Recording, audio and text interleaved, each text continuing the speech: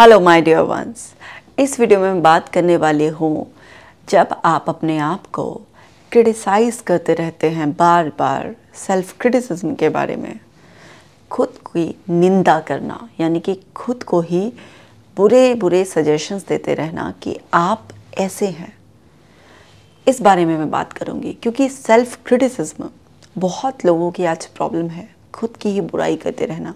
यानी कि दुश्मन हमें बाहर ज़रूरी नहीं है, हम खुद के ही दुश्मन हैं। तो जब हम खुद को लगातार क्रिटिसाइज़ करते रहते हैं तो उससे क्या होता है हमारे इंटरनल वर्ल्ड में और हमारे एक्सटर्नल वर्ल्ड में। तो समझते हैं ज़रा इस टॉपिक को। देखिए, मैं इतने सारे क्लाइंट से डील करती हूँ, मेरे पास अलग अलग मेंटालिटी के लोग आते हैं, अलग अलग प्रॉब्लम्स को लेकर आते हैं। जो भी किसी भी तरीके से एंग्शियस है, डिप्रेस्ड है, कोई और भी उसकी लाइफ में कुछ प्रॉब्लम चल रही है, रिलेशनशिप में चल रही है, मे बी उसका करियर बहुत अच्छा नहीं चल रहा है, उसको हेल्थ के इश्यूज़ ठीक नहीं हो रहे हैं, उन सब में एक कॉमन बात मैंने देखी है और वो है उनके इंटरनल नेगेटिव डायलॉग्स खुद के बारे में। जैसे मेरे लिए एक्सरसाइज करना बहुत मुश्किल है, मेरे से एक्सरसाइज नहीं होती। ये क्या किया आपने? अपनी पावर्स को घटा दिया। आपने कहा मेरे लिए एक्सरसाइज करना बहुत मुश्किल है, मुझसे नहीं होती, यानी कि आपने अपने आप को इनकेपेबल बता दिया। कितना गलत किया आपने अपने साथ। इसी तरीके से बहुत सारे लोग अलग अलग तरीके से अपने आप को क्रिटिसाइज़ करते रहते हैं। जैसे किसी को लगता है उसकी शक्ल अच्छी नहीं है, कि मेरी एक्चुअली लुक्स इतने अच्छे नहीं है ना, हाँ वैसे मैं देखने में इतना अच्छा नहीं लगता हूँ, मतलब अपने आप ही इस तरीके से बोलेंगे। अगर आप उनको बोल भी दो, कोई कॉम्प्लीमेंट भी दे दो कि आपकी स्माइल अच्छी है या आपके फेस के एक्सप्रेशंस अच्छे हैं, तो उस चीज़ को एक्सेप्ट करने के बजाय उस चीज़ को इस तरीके से फटाफट से बदल कर ऐसे बोल देते हैं, अरे मैम आपको लग रहा है ऐसा, ऐसा नहीं है, तो शक्ल हमारी ऐसी नहीं है, अच्छी नहीं है। मतलब वहाँ पर जो कोई पॉजिटिव आपके बारे में बोल रहा है, आप उसे क्यों नहीं एक्सेप्ट कर पा रहे हैं? क्योंकि आप अपने बारे में खुद बहुत सारे नेगेटिव ओपिनियन बनाकर बैठे हुए हैं। आप अपने आप को किसी ना किसी तरीके से नीचा फील कराते रहते हैं, बुरा फील कराते रहते हैं। मतलब आप ही अपने सबसे बड़े दुश्मन हैं। हर बारे में मेरे से तो ऐसा हो ही जाता है, ये तो मेरे बस की नहीं है, मेरे से तो होता ही नहीं है, मेरे से तो कोई काम टाइम पे पूरा होता ही नहीं है। तो आप अपने आप को बार बार क्रिटिसाइज़ करें। अब कोई दूसरा आपको बोल रहा है, मान लीजिए कि भाई ये तुम काम ढंग से नहीं कर सकते हो या तुम कभी टाइम पर पूरा काम नहीं करते हो, तो चलिए आप उसको ना कर दिखा सकते हैं, आप उसको जवाब दे सकते हैं, क्योंकि आपको बड़ा मज़ा आएगा दूसरे के ओपिनियन को रिजेक्ट करने में। आपके अंदर का जो एक ईगो सेल्फ होता है वो जो है ना डिफेंस की तरह बाहर आ जाएगा और आप उसे गलत प्रूफ कर सकते हैं। लेकिन जब वो रोल आप ही प्ले कर रहे हैं, आप ही खुद को कर रहे हैं, मेरे से तो भाई कोई काम टाइम पे हो नहीं सकता, अब क्या करोगे? अब कहाँ से आएगा वो ईगो सेल्फ? वो ईगो सेल्फ आपके खुद की क्रिटिसाइज़ करने पर ट्रिगर नहीं होता, वो दूसरे की क्रिटिसाइज़ करने पर ट्रिगर होता है। वहाँ पर आपके अंदर एक चैलेंजिंग वो आ जाती है। जब कोई दूसरा आपको इस तरीके से क्रिटिसाइज़ कर भी चैलेंज करता है तो आप उसको गलत साबित करने के लिए अपने उस ईगो सेल्फ का इस्तेमाल कर पाते हैं। लेकिन जब आप खुद के ही दुश्मन हैं, खुद अपने आप को इस तरीके से नीचा दिखा रहे हैं, गलत सजेशन दे रहे हैं, तो आपका वो ईगो सेल्फ भी दब कर रह जाएगा, वो नहीं आएगा। मतलब आप टोटली अपने इंटरनल वर्ल्ड में एक मैस क्रिएट कर रहे हैं। आप अपने सबसे बड़े दुश्मन हैं। सबसे पहले अपने आप की निंदा बंद कीजिए, अपने आप को क्रिटिसाइज़ करना बंद कर दो, क्योंकि गलतियाँ सबसे होती हैं, कमियाँ सब में होती हैं। कोई सर्वगुण संपन्न नहीं है। मैं आप लोगों को इतनी अच्छी अच्छी बातें सिखाती हूँ, लेकिन क्या मैं सर्वगुण संपन्न हूँ? बिल्कुल भी नहीं। हर दिन मैं अपने आप को बस बेहतर बनाती रहती हूँ, सीखती रहती हूँ। अपने आप को क्रिटिसाइज़ नहीं करती, अपने आप को नेगेटिव सजेशन नहीं देते। अगर कोई गलती रह जाती है, मुझसे हो जाती है, कोई कमी रह जाती है कहीं पर भी, तो मैं उसको देखती हूँ, उससे सीखती हूँ और हमेशा आगे बढ़ने में और अपने आप को बेहतर बनाने में यकीन रखती हूँ। सर्वगुण संपन्न इस धरती पर कोई पैदा नहीं होता, लेकिन प्रॉब्लम ये है ही नहीं कि आप सर्वगुण संपन्न हैं या नहीं हैं। प्रॉब्लम ये है कि आप जो हैं, आप अपने आप को हर दिन खुद ताने दे देकर, क्रिटिसाइज़ कर कर कर, निंदा कर कर कर आप मार रहे होते हैं। अरे भाई, क्यों कर रहे हैं आप अपने साथ ऐसा? क्योंकि ये आपका माइंड है, आप इसके मास्टर हैं। ये आपके सजेशंस को सबसे पहले एक्सेप्ट करेगा। अब देखिए, मान लीजिए मेरे पास कोई हेल्प है, डोमेस्टिक हेल्प है, मैंने उसको अपॉइंट किया है, मैं उसको सैलरी दे रही हूँ, तो वो सबसे पहले किसकी बात मानेगी? मेरी बात मानेगी ना, राइट? अब सपोज़ कीजिए मैं उसी डोमेस्टिक हेल्प को अपने साथ सपोज़ अपनी मम्मी के घर लेकर चली गई। अब वहाँ पर सपोज़ कीजिए मेरी भाभी ने उसको कोई काम बताया, तो अब वो उसकी बात मान सकती है कि रिगार्ड देने के लिए कि मैम की जो है ना भाभी हैं, चलो उनकी बात भी मान लेती हूँ, लेकिन वो मेरे इशारों पर ज़्यादा चलेगी। अगर मैंने उसको इशारों से मना कर दिया कि नहीं, कोई ज़रूरत नहीं, बैठी रहे, मत कर, तो वो वहाँ पर बैठ जाएगी। क्यों? क्योंकि मैं उसकी मास्टर हूँ, है ना? मैंने उसको अपने यहाँ पर अपॉइंट किया है हेल्प के लिए। वो मेरा सर्वेंट है, राइट? हमारे घर में जो सर्वेंट मेड्स होते हैं वो क्या होते हैं? हमें मास्टर मानते हैं और हमारी कमांड को डायरेक्टली लेते हैं, ठीक है? अब थोड़ी बहुत मक्कारियाँ तो वहाँ पर भी चल जाती हैं, लेकिन मेजरली वो अपने मास्टर की कमांड को लेते हैं। लेकिन अगर कोई दूसरा मास्टर बनने की कोशिश कर रहा है, आपके माइंड को कुछ कमांड देने की कोशिश करता है, तो वहाँ पर वो बिल्कुल उसी तरीके से आपका माइंड उसे नकार देता है जिस तरीके से वो हेल्प, जो सर्वेंट आपका जो मेड है, वो दूसरे का जो काम बताया हुआ है उसको अनमने मन से करते हैं, आधा अधूरा, या फिर उसको बिल्कुल ही मना कर देते हैं कि नहीं, मैं आपकी नौकर थोड़ी ना हूँ, मैं तो इनके यहाँ काम करती हूँ। तो बिल्कुल माइंड भी ऐसे ही करता है। माइंड के मास्टर आप हैं। आपके दिए हुए कमांड को वो बहुत जल्दी से अपने अंदर स्टोर कर लेता है और उसको उस पर काम शुरू कर देता है, एक्शन में ले आता है। मतलब आपके अंदर उसी तरीके की फीलिंग्स को वो जनरेट कर देगा और उसी तरीके से आपके एक्शंस को रेस्ट्रिक्ट कर देगा। लेकिन वहीं पर अगर कोई दूसरा ऐसा कमांड दे रहा होता है आपके माइंड को, तो वहाँ पर वो उस पर इतना इंस्टेंट एक्शन नहीं लेता है। अब मेरी सेल्फ इस्टीम अच्छी है, मैं खुद पर भरोसा रखती हूँ, आत्मविश्वास है मुझे खुद पर।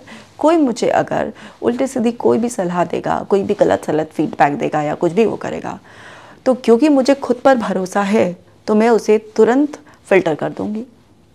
कोई भी मुझे पॉजिटिव सजेशन देगा, कोई भी मुझे अप्रिशिएट करेगा, तो मैं उसको एक्सेप्ट करूँगी, क्योंकि मुझे खुद पता है अपने बारे में ये पॉजिटिव चीज़ें, तो मेरे लिए उसको एक्सेप्ट करना बहुत आसान होगा। मुझे किसी के वैलिडेशन और रीअश्योरेंस की जल्दी से ज़रूरत नहीं पड़ेगी, क्योंकि मैंने अपने आप को खुद से अंदर से एम्पावर कर रखा है। लेकिन अगर मैं खुद को ही, अपने आप को रोज़ाना अंदर से धीरे धीरे तिल तिल कर कर बर्बाद कर रही हूँ, तोड़ रही हूँ, तो फिर वहाँ पर बाहर ज़रा सा भी कोई नेगेटिव सजेशन आएगा ना, वो मुझे बिल्कुल रियल लगेगा। मुझे लगेगा अरे मेरे बारे में दूसरे लोगों का भी यही ओपिनियन है, मेरा भी यही है, दूसरों का भी यही है, तो वो क्लब हो जाएंगे। मतलब मेरा भी नेगेटिव, दूसरे का भी नेगेटिव, तो माइनस माइनस प्लस हो जाएंगे और मुझे वो लगने लगेगा। लेकिन अगर मैं अंदर से प्लस हूँ, मैं अंदर से पॉजिटिव हूँ और बाहर से कोई नेगेटिव दे रहा है, तो प्लस माइनस माइनस उसका वो घट, थोड़ा बहुत इफेक्ट मुझ पे आएगा, लेकिन वो क्या है, घट जाएगा, वो चला जाएगा। उसका जो बाहर वाला नेगेटिव है हट जाएगा, हट, क्योंकि मेरे अंदर से बहुत प्लस है, राइट? तो अभी क्या है कि हमें ये समझना है कि जब कोई सामने वाला हमें सजेशन देता है, वो सिर्फ और सिर्फ हमारे लिए कॉन्शियस गेट तक आने वाला एक दूसरे का ओपिनियन, सजेशन है, एक फीडबैक, आप उसे कुछ भी कह सकते हैं। लेकिन उसके अंदर फ़िल्टर होकर जब वो हमारे सबकॉन्शियस में जाता है, तो वहाँ पर आपके फ़िल्टर में ही गड़बड़ी है, आपके फ़िल्टर में इन्फीरियरिटी बहुत ज़्यादा है। तो वो वहाँ पर क्या है, जब वो फ़िल्टर होगा इन्फीरियरिटी के फ़िल्टर से, तो वहाँ पर क्या हो जाएगा आपके साथ, उसका नेगेटिव सजेशन आपकी इन्फीरियरिटी को और ज़्यादा बढ़ा देगा। अगर आपका वो फ़िल्टर बहुत ज़्यादा मजबूत है और आपका फ़िल्टर में किसी भी तरीके का कोई भी ऐसे इन्फीरियर अपने लिए इमेज नहीं बनी हुई है, वो एक कॉन्फिडेंट वाला पूरा का पूरा फ़िल्टर है आपका, तो वहाँ पर वो क्या करेगा, उसे अंदर नहीं जाने देगा, उसे बाहर फेंक देगा, क्योंकि आप कॉन्फिडेंट हैं। है ना, तो वो वहीं पर रोक लेगा उस घटिया से सजेशन को जो दूसरे की तरफ से आया है, और वो वहीं पर बाहर के बाहर उसको भगा देगा। लेकिन अगर वो फिल्टर कमज़ोर होगा, उसमें इन्फीरिटी का पैटर्न होगा उस फिल्टर में, तो वहाँ पर क्या करेगा, वो उसे रोक ही नहीं पाएगा, वो अंदर जाने देगा उसे। तो आपको ये समझना है कि भाई ये ज़िंदगी आपकी है, आपको अपने आप को हर हाल में फिज़िकली, मेंटली, इमोशनली स्ट्रांग रखने की जिम्मेदारी आपकी है। आप खुद की निंदा करते रहेंगे, खुद को गलत गलत सजेशन देते रहेंगे, आपकी नेगेटिव सेल्फ टॉक होती रहेगी आपकी, तो आप अपने अंदर इतना इन्फीरिटी, इतने फियर्स, इतनी वरीज़ आप अपने अंदर भर लेंगे कि आपको तरह तरह की प्रॉब्लम्स, एंग्जाइटी, तरह तरह के फियर्स आपको घेर लेंगे। आप अपने आप को इनकेपेबल समझेंगे, आपकी वीकनेसेस ही आपके अंदर हाईलाइट हो जाएगी। जो स्ट्रेंथ होंगी भी वो वीकनेसेस के बोझ तले दब कर रह जाएंगी, कहीं पर भी कुछ भी नहीं होगा। देखिए, जो बात बात पर दूसरे लोगों से रीअश्योरेंस, वैलिडेशन की उन्हीं लोगों को ज़रूरत होती है जिनको खुद पर भरोसा ही नहीं होता। और वो खुद का भरोसा चकनाचूर कैसे करते हैं? खुद को क्रिटिसाइज़ कर कर। ये जो एक इंसान ना पूरा परफेक्ट होता है, परफेक्शन ना एक एक्चुअली इल्यूजन में छला हुआ है।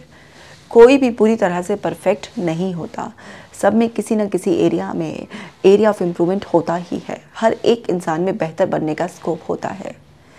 अब हम ये सोचेंगे कि बस लोग हमें एक परफेक्ट की नज़र से देखें और हम जो भी करें वो हमेशा बिल्कुल सही हो, हम जो भी बोले हमेशा बिल्कुल सही हो, तो ऐसा प्रैक्टिकली पॉसिबल नहीं हो पाता। हर इंसान से छोटा मोटा कुछ ना कुछ कमी रह जाती है। हमें क्या कोशिश करनी चाहिए? उन कमियों को दूर कर कर अपने आप को लगातार बेहतर करने की।